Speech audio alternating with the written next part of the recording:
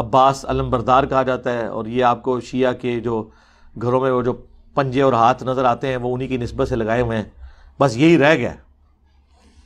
ہاں، حالانکہ یہ ان کا کوئی پنجہ نہیں ہے، نہ اہل بیت نے کبھی یہ اسٹیل کے یا یہ لوہے کے پنجے بنا بنا کے تو لگائے ہیں. ان چیزوں کا کیا لینا دینا؟ اگر لگانا ہوتا تو اللہ کے نبی کا ہاتھ کی شبیہ بنا کے اہل بیت لگاتے، جس کے بارے میں قرآن میں ہے وَمَا رَمَيْتَ إِذْ رَمَيْتَ وَلَكِنَّ اللَّهَ رَمَى. اے نبی، جو غزوہ حنین کے موقع پر آپ نے کنکریاں پھینکی تھی، 12,000 کا مسلمانوں کا لشکر مقابلہ نہیں کر سکا قبیلہ حوازن کے تیروں کا، صرف 80 بندے حضور کے ساتھ رہ گئے، واضح شکست ہو گئی. حضور کا بس معجزہ ظاہر ہوا، حضور نے ایک ایسے مٹی کی ایک مٹھی کنکریوں کی بھاڑ کے ان کی طرف پھینکی، وہ سارے اندھے ہو گئے.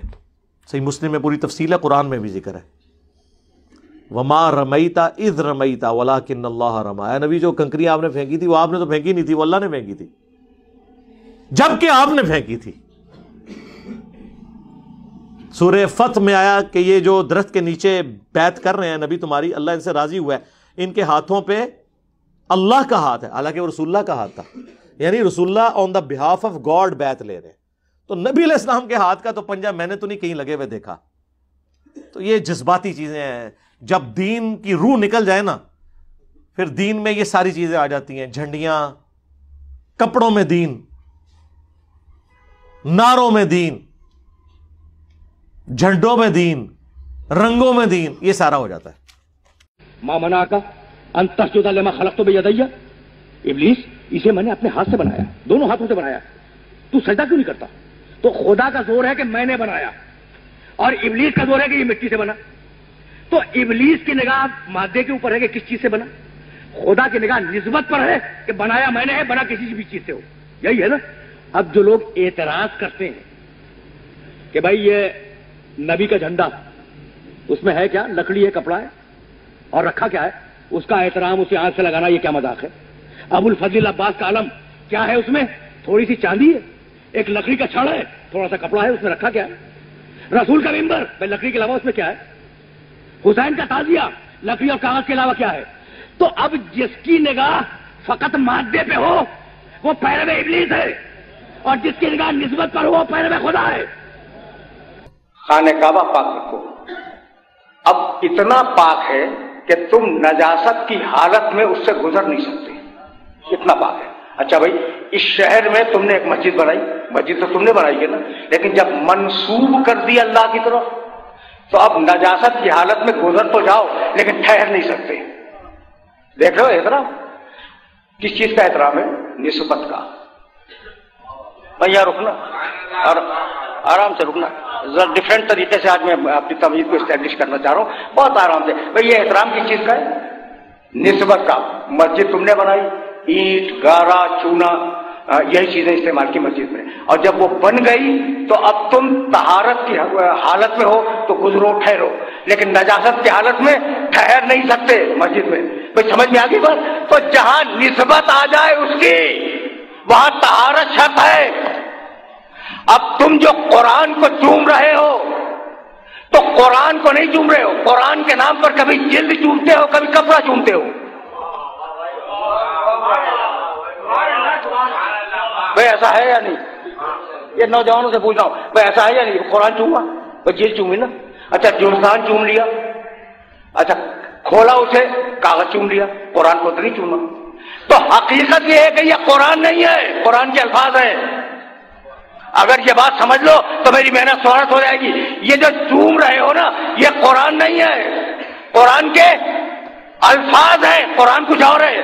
اور اب تم پوچھو کہ دلیل کیا ہے؟ لو انزلنا ھذا القرآن علی جبل لرأیتہ خاشعا متصدعا من خشیۃ اللہ. یہ قرآن اگر پہاڑوں پہ اتر جائے تو پہاڑ ہٹ جائیں.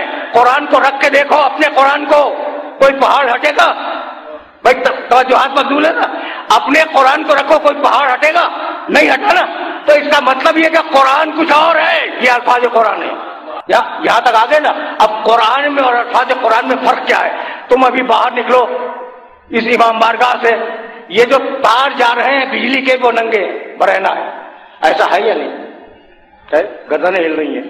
جو تار بجلی کے باہر ہیں ان پر کوئی پلاسٹک کوٹنگ نہیں ہے، وہ برہنہ ہے، اور جب گھر میں لائے تو لباس پہنا کے لائے پلاسٹک کا۔ بھائی سبب کیا ہے؟ بھائی وہاں کوئی جاتا نہیں ہے، لوگ اس کے نقصان سے محفوظ ہیں، لیکن جب گھر میں آئے گا تو خطرہ ہے کہ قوی نور کہیں کرنٹ نہ مار دے، اس لیے پلاسٹک کا لباس پہنا دو تاکہ محفوظ ہو جاؤ۔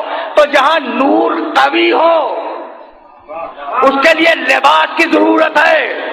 جب علم الہی کو کتاب بنایا تو الفاظ کا لباس پہنا دیا، اور جب اسی علم الہی کو رسول بنایا تو نور محمد کا لباس پہنا دیا۔ بہت بہت آرام سے میرے ساتھ چلنا، اس لیے کہ یہ مراحل تمہیدی ہیں اور انہیں اسٹیبلش کرنا چاہ رہا ہوں میں۔ اچھا بھائی، تو نسبت سمجھ میں آ گئی؟ نسبت کا احترام سمجھ میں آ گیا؟ نہیں بھائی، اگر نسبت کا احترام سمجھ میں آ جاتا تو پھر بات ہی کیا تھی؟ بھائی اسماعیل، نسبت کو دیکھنا، اسماعیل قربان ہوئے اللہ پر، اسماعیل کا احترام۔ دمبا قربان ہوا اسماعیل پر، دمبے کا احترام۔ اب یہ نسبت دیکھ رہے ہو؟ یہ نسبت سمجھ میں آئی؟ اسماعیل علیہ السلام کو قربان کیا تھا نا ابراہیم نے اللہ پر، بچ گئے وہ دوسری بات ہے۔ تو اب اسماعیل کا احترام کیونکہ قربان ہوئے، اپنی طرف سے اپنے آپ کو آفر کر دیا اور اللہ نے بچا لیا دمبا بھیج کر۔ وہ دمبا قابل احترام۔ حد تو یہ ہے کہ قرآن نے کہا اس دمبے کے گلے میں جو رسی ہے وہ قابل احترام۔ بھائی عجیب بات ہے، عجیب بات ہے۔ رسی جو قربانی کے دمبے کے گلے میں باندھتے ہو وہ شاعر اللہ میں ہے اور قابل احترام ہے۔ بھائی کوئی بات سمجھ رہے ہو؟ تو اگر یہ احترام کا فلسفہ سمجھ میں آ گیا کہ اللہ پر قربان ہوئے اسماعیل، بھائی بہت توجہ ہے، قابل احترام۔ اسماعیل پر قربان ہوا دمبا، قابل احترام۔ دمبے کے گلے میں رسی ہے، وہ قابل احترام۔ تو کیا آپ یہ سمجھ میں نہیں آتا کہ اللہ پہ قربان ہوا حسین، قابل احترام؟ حسین جس زمین میں دفن ہوا وہ زمین قابل احترام، اور اگر اس کی شبیہ بنا کر تازیہ نکال دیا جائے تو وہ بھی قابل احترام۔ یہ نسبت کا احترام ہے، نسبت کا احترام ہے۔ اب میں کیسے سمجھاؤں اپنے سننے والوں کو؟ بھائی عبادت اللہ کی ہے، عبادت کعبے کی، عبادت تو اللہ کی ہے، جھک رہے ہو کعبے کی طرف، ہے تو ایسا ہی۔ تو اگر غیر مسلم دیتے تو کہے گا یہ کعبے کو پوج رہے ہیں، حالانکہ تم پوج رہے ہو اللہ کی کبریائی کو۔ ماتھا کعبے کی طرف ہے، توجہ رہے، ماتھا کعبے کی طرف ہے، کعبے کے سامنے جھکا ہوا ہے، اس کی سمت میں جھکا ہوا ہے ماتھا، بھئی یہی تو ہے نا۔ لیکن تم کیا کعبے کی عبادت کر رہے ہو؟ نہیں، عبادت ہے اللہ کی کبریائی کی۔ تو اب اصول یہ ہے کہ جب تک کوئی ٹھوس شے نہ ہو محبت کا اظہار ممکن نہیں ہے۔ اگر کعبہ نہ ہو تو ہم کیسے اس کی کبریائی کا اعلان کریں؟ تو کوئی چیز چاہیے نا۔ تو اب یہ جو پوچھ رہے ہیں کہ عباس کے علم کو کیوں چومتے ہو،